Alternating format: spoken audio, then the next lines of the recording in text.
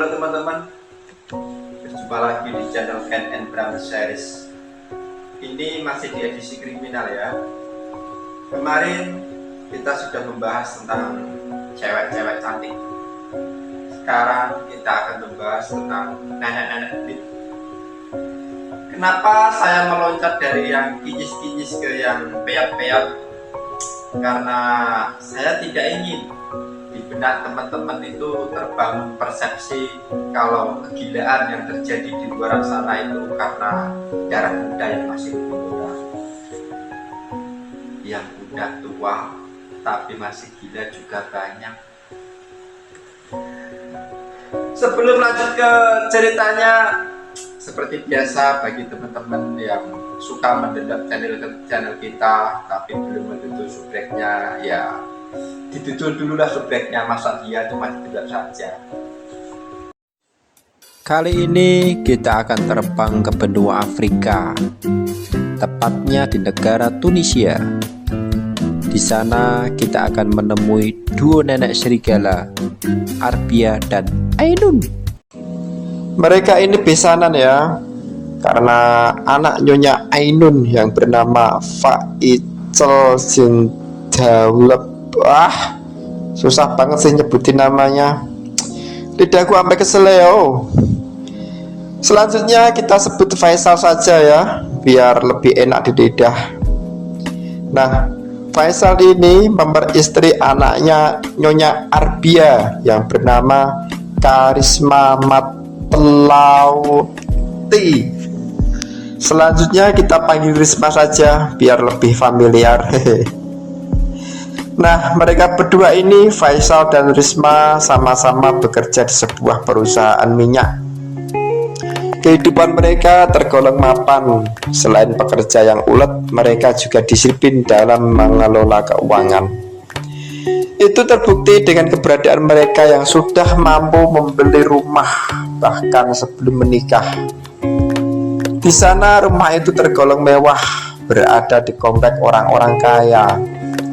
Hanya sedikit yang gak disayangkan, lokasinya berjarak ratusan kilometer dari kediaman orang tua. Tapi karena tuntutan pekerjaan, ya mau gimana lagi. Sementara itu, Nyonya Ainun tinggal di rumahnya sendiri dengan anak pertamanya. Berbeda dengan Faisal, anak Nyonya Ainun yang pertama ini belum menikah. Pekerjaannya juga tidak jelas, tapi hobinya kelayaban. Sepertinya dia menggantungkan hidup dari harta warisan. Sampai suatu hari pada tahun 2019, dia mengalami kecelakaan dan meninggal. Alhasil Nana Ainun tinggal sendirian. Faisal sempat menawari ibunya untuk tinggal bersamanya, tapi ditolak sama Nyonya Ainun dengan alasan dia tidak mau meninggalkan rumah yang sudah ditempati turun-temurun. Lagian dia juga masih bisa mengurus diri sendiri, katanya. Sampai setahun kemudian, Nyonya Ainun mulai sakit-sakitan. Kali ini Faisal memaksa ibunya untuk pindah ke kota Sfax dan tinggal bersamanya, agar dia bisa merawat kalau ibunya sakit. Soalnya Faisal dan istri tidak mungkin kembali ke kota asal karena terikat pekerjaan. Akhirnya Nyonya Ainun mengerti dan tinggallah dia bersama anak dan menantunya. Di sisi lain, Nyonya Arbia tinggal di rumahnya sendiri bersama anak dan menantunya juga. Kehidupan mereka baik-baik saja ya. Selain didukung status Samir yang seorang pengusaha mapan, menantunya ini juga pengertian. Setiap hari dia membantu menyiapkan keperluan sang mertua. Meski di rumah itu ada pembantu, tapi dia tetap membantu terkhusus untuk keperluan pribadi sang mertua. Mungkin dia sadar diri kalau dirinya itu numpang, jadi dia tidak mau hanya duduk ongkang-ongkang. Alhasil Nyonya Arbia saat itu seperti ratu. Segala keperluannya ada yang membantu. Masalah mulai timbul saat menantunya melahirkan anak pertama. Karena sibuk ngurus bayi, dia jadi tidak bisa membantu menyiapkan keperluan Nyonya Arbia. Ditambah lagi saat itu pandemi melanda, usaha suaminya turun drastis. Meski sedikit-sedikit masih jalan, tapi berkurangnya cukup dalam. Demi menghemat pengeluaran, Samir merumahkan ART-nya. Praktis, Nyonya Arbia sekarang harus melakukan sendiri segala keperluannya. Dari sinilah gesekan itu dimulai. Setiap hari Nyonya Arbia nyindir-nyindir menantunya, dikatain ini dan itu. Tapi menantunya tidak merespon. Dia hanya diam saja mendengar ocehan mertuanya, juga tidak mengadu pada suaminya. Malahan Nyonya Arbia yang mengadu pada Samir anaknya. Dia menjelek-jelekan menantunya itu pada si Samir. Di sini Samir masih bisa menggunakan akal sehat. Dia tidak terprovokasi, justru membela istrinya dengan bilang ke ibunya kalau si istri bukannya tidak mau membantu, tapi memang sedang kerepotan sendiri ngurus anak. Samir juga minta pengertian dari ibunya kalau saat ini dia tidak mampu menggaji seorang ART. Jangankan menggaji ART, mencukupi kebutuhan keluarga saja ngos-ngosan. Merasa tidak mendapat dukungan, Nyonya Arbia lalu menghubungi putrinya, Risma. Dia bercerita kalau sedang tidak akur dengan menantunya. Saat ditanya permasalahannya apa, Nyonya Arbia bermanis muka dengan mengatakan kalau permasalahan tidak perlu diceritakan. Lebih baik dia saja yang mengalah. Maksudnya di sini Nyonya Arbia ingin tinggal bersama Risma. Tapi Risma menolak karena di situ sudah ada mertuanya. Kan ya sungkan juga ya kalau sesama besan setiap hari kumpul satu rumah. Tapi Nyonya Arbia terus mendesak. Setiap hari Risma diteleponin, yang intinya ya mau ikut tinggal di sana. Lama-lama Risma jengah juga. Dia lalu ngomong ke suaminya tentang keinginan ibunya. Dikira Faisal akan keberatan, justru dia malah senang mendengar hal itu. Kan ibunya jadi ada temen ngobrol, enggak bosan setiap hari di rumah sendirian. Alhasil Nyonya Arbia tinggal serumah bersama mereka. Awal-awal hubungan mereka akur-akur saja. Setiap hari melakukan aktivitas bersama besannya, seperti masak, bersih-bersih rumah, kalau keluar juga barengan. Faisal dan Risma senang melihatnya. Rumah mereka berasa jadi hidup. Setiap hari juga ada yang masakin. Sayang, kebahagiaan yang mereka rasakan tidak bertahan lama. Baru jalan 3 bulan, Nyonya Arbia kumat lagi. Kali ini dia mengeluh ke Risma kalau dia capek ngurus rumah segede itu. Nyonya Arbia minta ke Risma untuk didatangkan seorang ART guna membantu mereka mengurus rumah. Kembali Risma menyampaikan hal itu ke suaminya. Lagi-lagi Faisal tidak keberatan dengan permintaan mertuanya. Secara dia dan Risma kan kerja di perusahaan minyak, gajinya pasti gede, jadi ya bisalah kalau cuma gaji seorang ART. Meski di saat itu banyak orang terdampak pandemi, tapi keluarga Faisal baik-baik saja karena perusahaan minyak tidak terpengaruh dengan efek COVID. Hal itu pun didiskusikan berempat pada saat makan malam. Nyonya Arbia girang bukan kepalang, tapi tidak dengan Nyonya Ainun. Dia menolak usulan itu. Katanya mereka berdua masih cukup sehat untuk sekedar mengurus satu rumah. Sendirian pun dia mampu, apalagi berdua sama besannya. Nenek Ainun juga bilang kalau dulu sebelum ada mereka rumah itu tidak ada ART-nya juga baik-baik saja. Sekarang ada mereka berdua, tentu beban harian bertambah. Kalau harus ditambah ART lagi, tentu beban akan semakin besar. Lebih baik uang itu ditabung untuk persiapan kelak kalau mereka sudah punya anak. Dan akhirnya keinginan untuk mendatangkan ART dibatalkan. Dari situlah perselisihan antar besan dimulai. Keinginan Nyonya Arbia untuk hidup bermalas-malasan tak kesampaian. Dia melampiaskan kekesalannya pada Nyonya Ainun karena dialah biang kerok yang menggagalkan impiannya. Sejak diskusi malam itu, setiap hari duo nenek ini selalu berantem. Awalnya saling sindir saja, lama-lama main tangan juga. Pernah suatu hari Nyonya Arbia menimpuk muka Nyonya Ainun dengan sendal. Tak mau kalah, Nyonya Ainun mengambil celana dalam, lalu celana dalam itu dipakai untuk mengucek-ngucek muka Nyonya Arbia. Masalah sampai serunjing itu kedua anak mereka masih belum tahu. Mungkin karena sibuk kerja, mereka kini pulangnya akan malam. Jadi kalau siang ya cuma dua nyonya itu saja yang di rumah. Tapi lama-lama kerasa juga perseteruan orang tua mereka. Karena setiap makan malam mereka berdua sama-sama pasang muka masam. Bahkan sekarang sudah tidak mau duduk berdampingan. Faisal dan Risma berinisiatif menanyai orang tua masing-masing di tempat yang terpisah. Entah sudah janjian atau cuma kebetulan, keduanya kompak menjawab kalau cuma terjadi kesalahpahaman. Karena tidak menemukan kepastian dari permasalahan, Faisal membiarkan permasalahan berlalu seiring berjalannya waktu. Sampai tiba bulan puasa. Sedikit info buat teman-teman, Tunisia itu negara muslim ya, mayoritas penduduknya beragama Islam. Dan Faisal beserta keluarga besarnya turut serta menjalankan ibadah puasa. Pada suatu malam menjelang waktu sahur, Faisal dan Risma terbangun karena mendengar suara gerumpiangan dari arah dapur. Ketika dicek, ternyata Nyonya Ainun sedang melempari Nyonya Arbia dengan perabotan yang ada di sana. Saat ditanya, Nyonya Ainun bilang kalau dia marah karena Nyonya Arbia membangunkannya dengan cara menyiram air ke mukanya.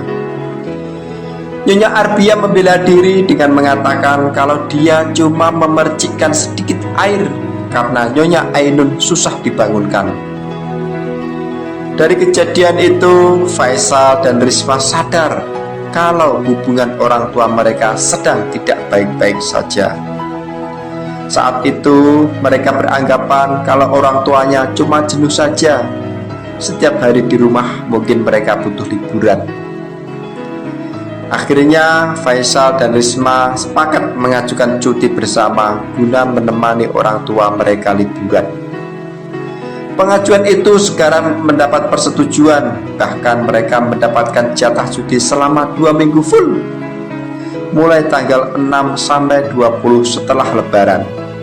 Sebagai gantinya, selama bulan puasa sampai masa lebaran mereka tetap bekerja. Setelah mendapat jatah cuti kerja, mereka langsung mencari info seputar tempat wisata.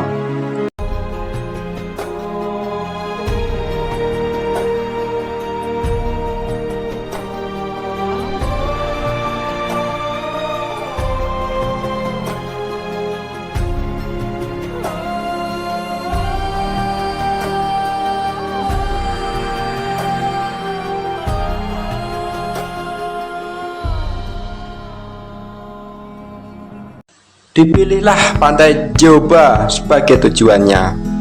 Tiba waktu liburan, mereka berangkat ke sana. Faisal memilih hotel Le Michel sebagai tempat menginap. Tak tanggung-tanggung, Faisal membooking kamar yang berisi 2 ruang tidur lengkap dengan ruang tamu, dapur, serta kolam renang kecil yang memiliki pemandangan langsung ke arah laut. Ini bukan hotel kaleng-kaleng ya. Harga sewanya per hari mencapai puluhan juta, dan Faisal membokengnya selama 12 hari. Saat sudah di hotel, Faisal minta tolong kepada pelayan hotel untuk dicarikan seorang turkit. Didapatlah seorang turkit bernama Iskandar Beslemene. Kita tengok sebentar profil dari Iskandar ya, karena Iskandar tokoh penting ketiga dalam cerita ini. Dulu Iskandar ini berasal dari kota kecil bernama Tatooine. Di sana dia bekerja di perusahaan yang bergerak di bidang otomotif. Sedangkan istrinya bekerja di perbankan. Belum sempat dikaruniai anak, istrinya meninggal dunia karena kanker payudara. Untuk menghilangkan kesedihan, dia memutuskan resign lalu pergi mengembara, mendatangi sebuah tempat wisata setelah puas pindah ke tempat yang lain. Kurang lebihnya seperti pelancong. Sampai tiba di kota Sfax, pemandangan laut yang indah membuatnya merasa nyaman, sedikit mengobati kesedihannya. Dia memutuskan menetap di kota itu dan mendapatkan pekerjaan sebagai seorang tukit.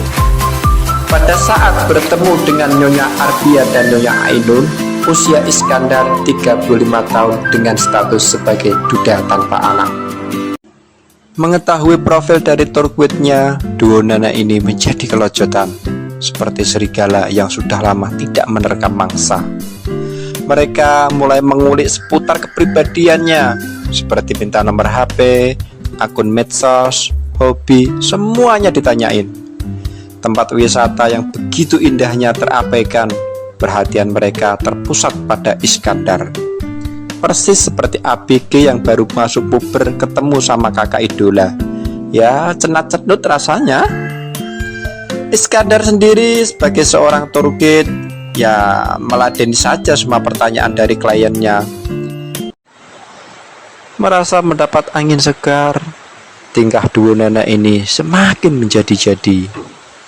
Mulai dari mengajaknya ke kafe, menggandeng tangan, merangkul pinggang, sampai bergelayutan di pundak Iskandar. Lagi-lagi Iskandar tetap bersikap seramah mungkin dengan membiarkan tingkah pola duo nenek yang terkesan menjijikkan.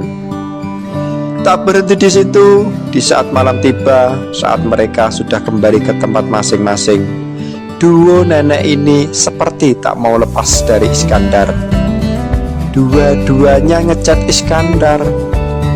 Nenek Ainun mengajak Iskandar untuk menemaninya pergi keluar mencari makan karena dia merasa lapar. Sedangkan Nenek Arbia pura-pura sakit dan minta tolong dibelikan obat dan mengantarkannya ke hotel. Tapi semuanya ditolak oleh Iskandar dengan alasan capek, mau istirahat karena besok harus menemani mereka lagi berkeliling tempat wisata. Persaingan di antara duo nenek ini semakin sengit. Nenek Arbia bilang ke Iskandar kalau Iskandar jangan mau sama Nenek Ainun. Dia sudah terlalu tua dan sudah kendor semua. Tak mau kalah, Nenek Ainun membalas dengan bilang ke Iskandar kalau anunya Nenek Arbia bau. Kenapa? Gelap ya? Sama, gue juga gelap banget melihat tingkah laku duo nenek ini. Nggak tahu gue mesti ngasih komen apa. Lanjut ke cerita aja ya. Suatu malam, Faisal dan Risma terbangun karena mendengar suara gedebak-gedebuk dari kamar orang tua mereka. Saat dicek, ternyata Nyonya Ainun dan Nyonya Arbia sedang berantem. Saat ditanya, keduanya kompak diam saja. Tak ada yang mau menjelaskan penyebabnya. Akhirnya malam itu Faisal tidur dengan ibunya, sedangkan Nyonya Arbia tidur dengan Risma. Keesokan harinya, Faisal dan Risma memutuskan untuk ikut menemani kedua orang tuanya. Khawatir terjadi pertengkaran lanjutan. Alhasil pada hari itu, Faisal sekeluarga ditemani Iskandar mengunjungi tempat wisata bersama-sama. Ketika sudah sampai di lokasi, Faisal dan Risma memilih santai di sebuah resort yang ada di lokasi wisata itu juga. Sementara Nyonya Ainun dan Nyonya Arbia ditemani Iskandar berjalan-jalan menikmati pemandangan laut dari atas tebing. Sekitar 15 menit kemudian, Faisal mendengar jeritan dari mertuanya. Dia langsung keluar.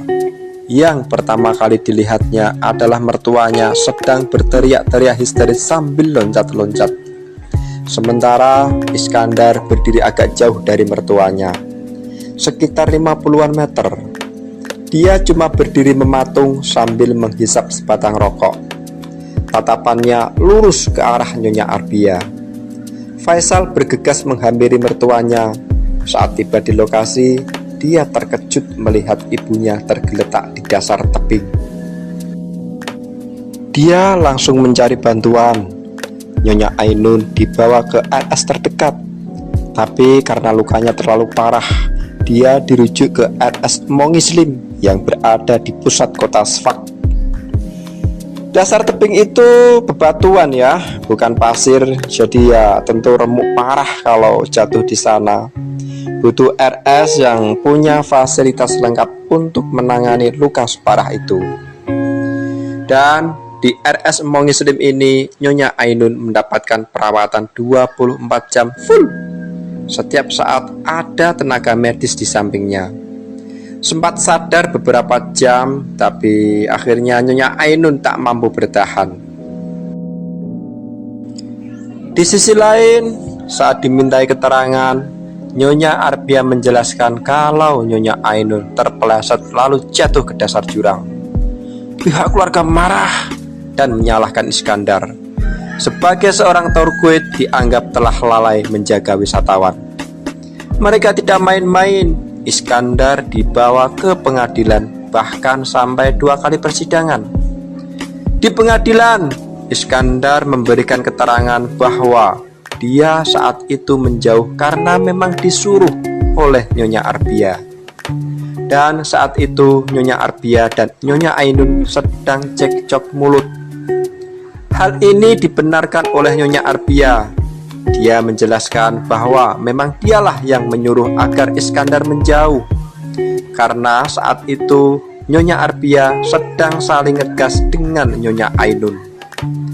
Iskandar diminta untuk tidak ikut campur, tapi selama masa menjauh itu Iskandar selalu memperhatikan 2 orang kliennya.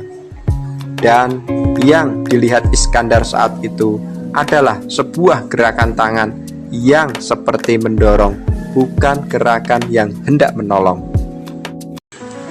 Sampai akhir persidangan, pengadilan di sana memutuskan bahwa Iskandar tidak bersalah. Tugasnya sebagai tour guide sudah benar dengan tidak ikut campur urusan pribadi wisatawan. Ditambah lagi saat itu memang dia disuruh untuk menjauh. Jadi Iskandar bebas murni, lepas dari semua tuduhan.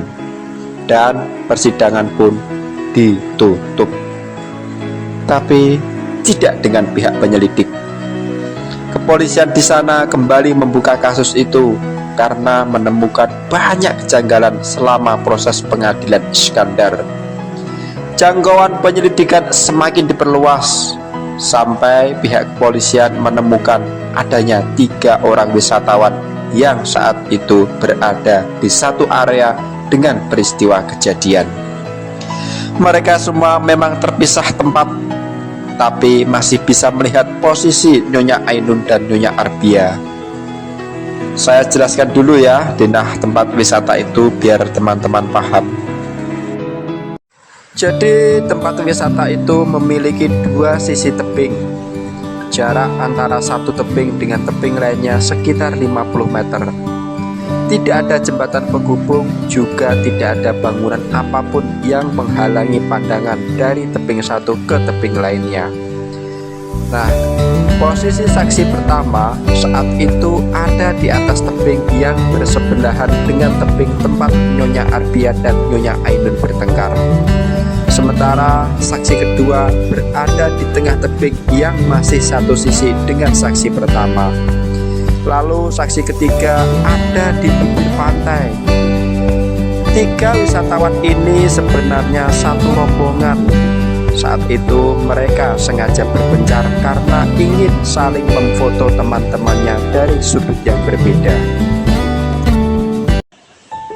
Berbekal ke-4 orang saksi di lokasi serta 2 orang perawat dari RS Mongislim, persidangan kembali digelar. Kali ini Nyonya Arbia yang jadi pesakitan.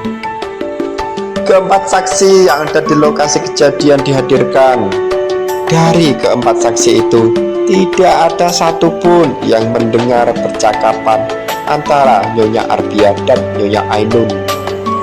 Selain berjarak, di situ kan pantai ya. tentu anginnya lebih kencang. Juga suara deburan ombak yang terus-terusan membuat suara percakapan jadi ambiar.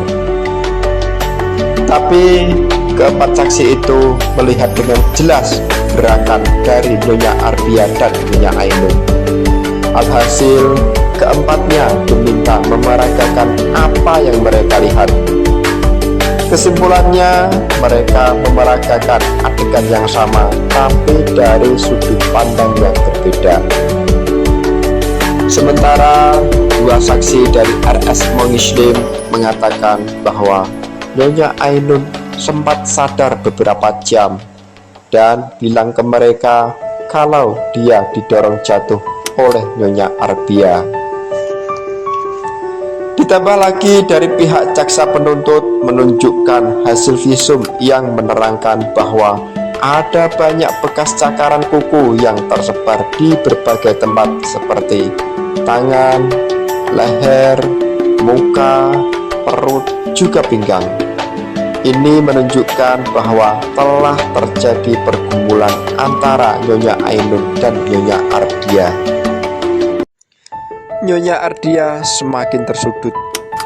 Dengan berderai air mata, Nyonya Arbia menjelaskan di pengadilan kalau hari itu dia memang bertengkar dengan Nyonya Ainun. Tapi Nyonya Ainun yang lebih dulu mendorongnya disertai dengan sumpah serapah seperti nenek peotlah, anunya baulah, dan berbagai sumpah serapah lainnya. Dia lalu membalas dorongan itu tapi tidak bermaksud menjatuhkannya ke jurang. Saat itu Nyonya Ainun hanya sampai di tepi tebing. Saat dia sadar kalau di bawah adalah jurang, dia bermaksud untuk menolong. Sayang waktu itu Nyonya Ainun masih terguyung-guyung lalu terpeleset jatuh ke dasar jurang. Bisa dikira-kira sendirilah ya perbedaan antara gerakan mendorong dan gerakan menolong. Kalau teman-teman belum yakin, bisa dipraktekkan. Saya ada tipnya. Coba ajak mantan kalian main ke tepi jurang, lalu dorong dia. Setelah itu kalian pura-pura menolong. Nanti kalian akan lihat perbedaan gerakannya. Boleh dicoba. Kalau iya, kabari saya. Nanti akan saya bikinin cerita pertarungan tebing jilid kedua. Keterangan ini entah dijadikan bahan pertimbangan atau tidak, saya tidak tahu. Yang jelas, di akhir persidangan, hakim memutuskan bahwa Nyonya Arbia telah secara tidak sengaja melakukan tindakan yang mengakibatkan hilangnya nyawa seseorang. Nyonya Arbia divonis bersalah dan dijatuhi hukuman 15 tahun kurungan penjara. Tapi kasus belum selesai. Pihak keluarga mengajukan banding agar dilakukan penahanan rumah saja dengan alasan usia. Tapi ditolak oleh hakim dengan alasan bahwa negara memiliki fasilitas tahanan untuk orang tua. Masih belum menyerah, pihak keluarga kembali mengajukan banding, kali ini dengan alasan kesehatan. Sekali lagi, pengadilan menolak gugatan dari pihak keluarga. Pak Hakim menjelaskan bahwa negara telah menyediakan tenaga medis untuk merawat kesehatan para tahanan. Pihak keluarga masih belum menyerah juga. Mereka ngotot ingin membebaskan Nyonya Arbia, terutama Risma yang ngotot banget ingin membebaskan ibunya. Kembali mereka mengajukan banding, kali ini menyewa pengacara yang cukup kondang di sana. Dalam pembelaannya, si pengacara mengatakan bahwa kesaksian dari perawat rumah sakit Mongislim tidak bisa diterima karena berdasarkan keterangan dari orang yang baru saja sadar dari koma. Ditambah lagi waktu itu masih dalam masa kritis, belum sembuh dari luka.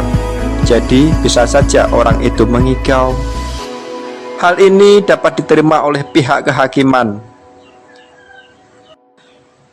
Dalam pembelaannya yang kedua, pengacara mengatakan bahwa keterangan dari keempat saksi yang ada di lokasi diragukan karena jarak mereka yang cukup jauh membuat pandangan menjadi kabur.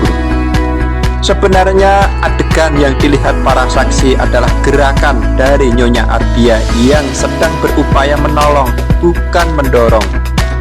Kali ini pembelaan dari pengacara ditolak oleh hakim. Apa yang disampaikan oleh pengacara dianggap hanya asumsi saja, karena berdasarkan keterangan dari terdakwa. Di mana-mana terdakwa boleh mengatakan apa saja, nanti hakim yang akan menilainya. Tentu saja keterangan dari saksi jauh lebih berbobot dibanding keterangan dari terdakwa.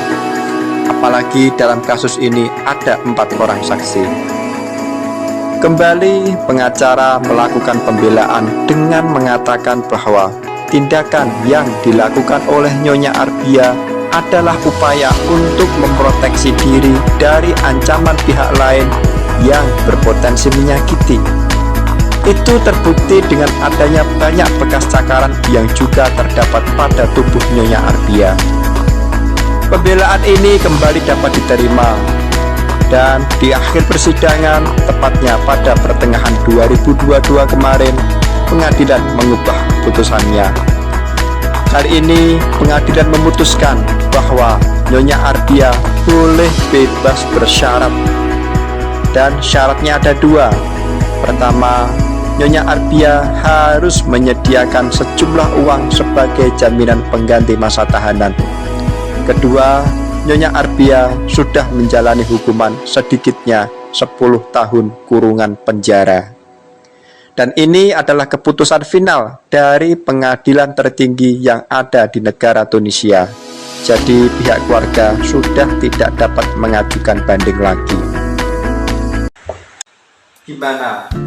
Apa teman-teman masih beranggapan kalau kegilaan yang terjadi di luar sana karena darah muda yang masih bergelora? Setidaknya dari kasus ini kita dapat menambah sedikit wawasan kalau kegilaan yang terjadi di luar sana bukan karena faktor usia, tapi mentalnya. Ada pepatah yang mengatakan jika tua itu soal usia, tapi kalau dewasa itu tentang karakter. Pada saatnya semua orang akan menua, tapi tidak semua orang tua bisa menjadi dewasa. Sekian dulu cerita dari kita, sampai jumpa di cerita selanjutnya.